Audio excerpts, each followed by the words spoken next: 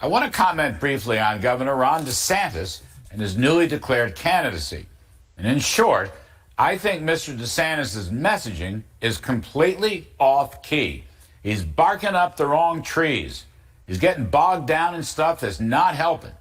For one thing, it seemed like all during the Memorial Day weekend, Governor DeSantis kept talking about our woke military. Okay, I know that's an issue, but.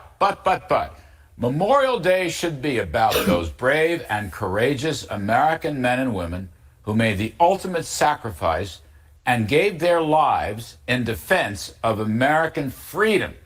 All of us. And that always kills me too.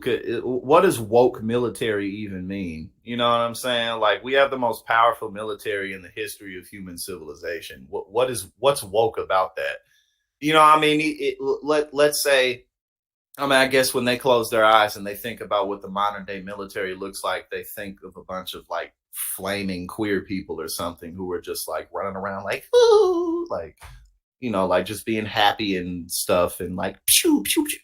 I don't know what the hell it is exactly that they thinking, but last I checked, the United States in this debt ceiling deal got what, $880 billion the military did. And last I checked, we outspend the next, 9 militaries combined or something like that. So I don't know exactly what's woke about it. Again, I think when they close their eyes, they imagine like a bunch of like rainbows, like people running around like on a battlefield with like rainbow flags instead of American flags. But either way, we still killing everybody. So, you know, what difference does it really make? Should be commemorating, revering, and praying for these souls that protected our country and kept us the greatest country in the history of history. That is the message Governor DeSantis should have communicated this past Memorial Day weekend. Also, he has repeatedly come out against Republican House Speaker Kevin McCarthy's superb debt ceiling and budget reform bill. This is crazy. Somebody needs to make a skit, like a cartoon skit, maybe Meat Canyon, of like what conservatives or what Republicans imagine when they say woke military. Like somebody needs to make a skit and just make it like the gayest skit ever. And then, like, you know what I'm saying? Like it would be hilarious. It's a big mistake. And unfortunately, my friend Mike Pence has made the exact same mistake. I don't get it. What kind of message is that? Turning against the Republican leader and the Republican House? Are you a Republican, Governor DeSantis? Have you thought this through? Have you actually read the bill? Do you realize McCarthy's fighting for record budget cuts and strong pro-growth policy reforms on things like permitting and workfare and pay-go regulatory relief, cutting back the IRS? Governor, are you actually really opposed to these things? Really? If you ever become president, you're going to have to work with McCarthy and the GOP Congress. Have you thought of that? Right now, McCarthy is leading a Republican revolution. Instead of attacking Kevin McCarthy, who has developed a strong growth message, you should be developing your own growth and prosperity economic agenda. So far, we haven't heard anything on that. Meanwhile, I read that your principal message seems to be something called electability.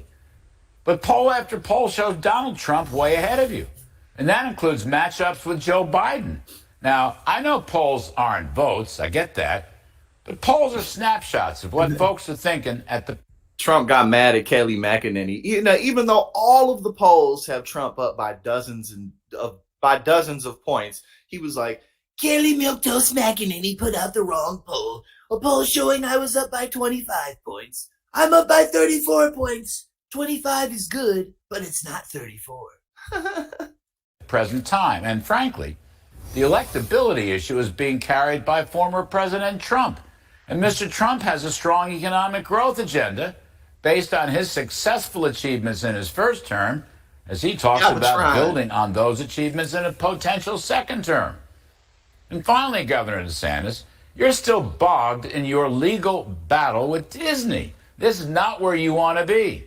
You won the woke argument with your legislation to prevent schooling up to the 3rd grade about sex and gender. You won that. But enough is enough. Make a deal with Bob Iger. But as important as all that may be, this election is not going to be about woke. And it's not going to be about your ambiguous COVID actions.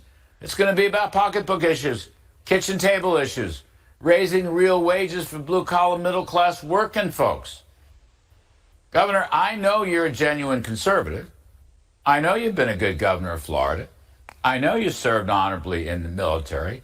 I know you're an all-around smart guy.